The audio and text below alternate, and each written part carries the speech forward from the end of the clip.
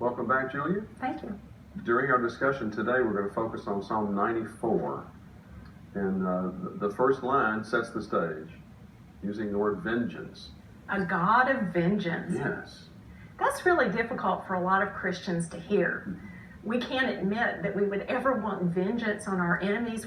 Heck, we can't even admit that we have enemies, much less that we would like them to suffer and God to do anything about them. These are very difficult Psalms for Christians to know what to do with, especially in light of our understandings of some of what Jesus said. They seem distasteful, they seem wrong, they seem very ancient and vengeful. That's not our stuff. But to me, what's much more powerful about these Psalms is how they can be read as a call for justice.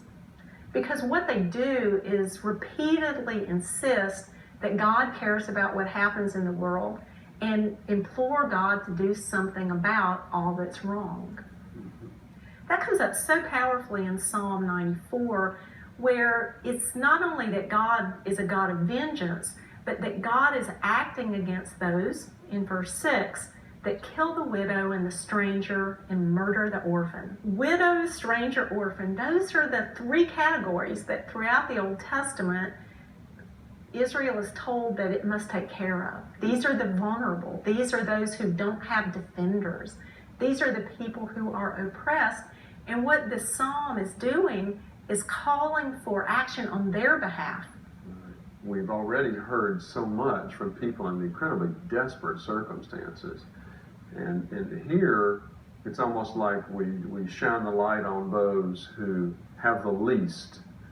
So is this a call for us to join into that? To me, it certainly can function that way. Mm-hmm. To realize that every psalm doesn't have to be my experience, but perhaps I might take on the psalm on behalf of someone else who needs to hear it and to help me understand how that voice sounds. Maybe sometimes I'm the enemy. Maybe sometimes I'm not the righteous. Maybe I need to hear how I kill the widow and the stranger and murder the orphan, either directly or by the institutions or the practices that I adopt, the privilege that I have. How do I benefit from having cheap oil? How do I benefit from ways that oppress other people? So this psalm, I think, could be helpful as long as it is read for the sake of those who are oppressed and not just to make me feel better or to believe that every one of my enemies is God's enemies. But instead, sometimes maybe I need to be critiqued as well.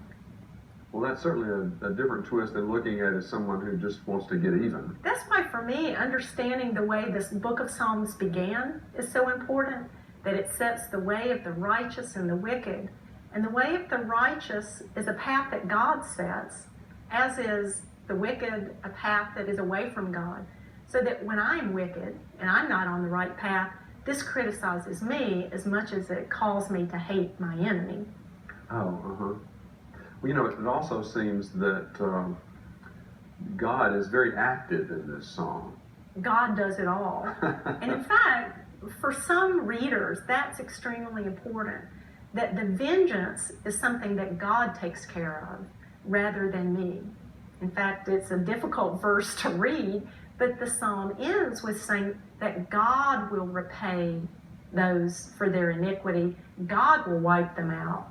To me, it's a case sometimes that it's not just what the Bible says, but what ethical responsibility do we have for the way we use it.